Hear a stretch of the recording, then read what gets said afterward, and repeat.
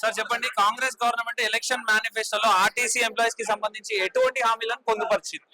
ముఖ్యంగా ఏంటంటే అధికారంలోకి రాకముందు యాజ్ ఏ పిసిసి ప్రెసిడెంట్ గా రేవంత్ రెడ్డి గారు ఎల్బీ నగర్ స్టేడియంలో జరిగినటువంటి మా అప్పటి 2019 సమ్మె సందర్భంగా ఆయన ఇచ్చినటువంటి హామీ ఏంటంటే రేపు మా గవర్నమెంట్ కనుక వచ్చినట్టయితే ఖచ్చితంగా మేము ట్రేడ్ యూనియన్ అనుమతిస్తాం.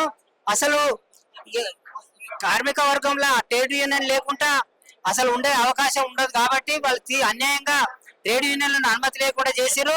మేము ఖచ్చితంగా ట్రేడ్ యూనియన్ అనుమతిస్తాం అని చెప్పేసి ఆయన మాట ఇచ్చిండు.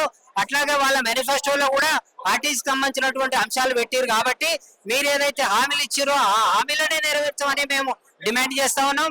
మరి గవర్నమెంట్ వచ్చిన తర్వాత గత ప్రభుత్వం ఇవ్వాల్సినటువంటి 2017 పే స్కేల్ ఇవ్వడం జరిగింది.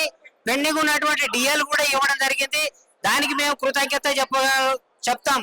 కానీ మరి ఇంకా 21 పే స్కేల్ కానీ 25 పే స్కేల్ కానీ ఇంకా బాకీ ఉన్నాయి. కాబట్టి మరి వాళ్ళు మమ్మల్ని పిలిచి చర్చలకు పిలిచి ప్రస్తుతానికి ఒక పే స్కేల్ ఇస్తాం, తర్వాత ట్రేడ్ యూనియన్ అనుమతిస్తాం, తర్వాత ఇక విలీనం ప్రక్రియ కూడా మేము మొదలు పెడుతున్నాం, దాన్ని కూడా చేస్తాం అనేటువంటి హామీ కనుక ఇచ్చినట్టయితే మేము కార్మికులు సంతోషపడేటువంటి పరిస్థితి ఉంటది.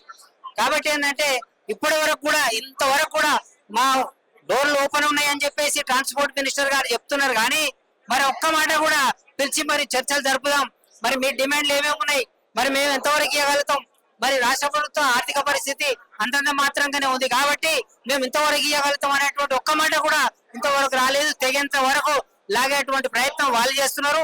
మేమేమో ఎదురు చూసుకుంటా ఉన్నాం, పిలుపు వస్తుందేమో పూర్తిగా కాకుండా కానీ కొన్ని సమస్యలైనా పరిష్కారం అయితే అనేటువంటి సదుద్దేశంతో మేమున్నాం.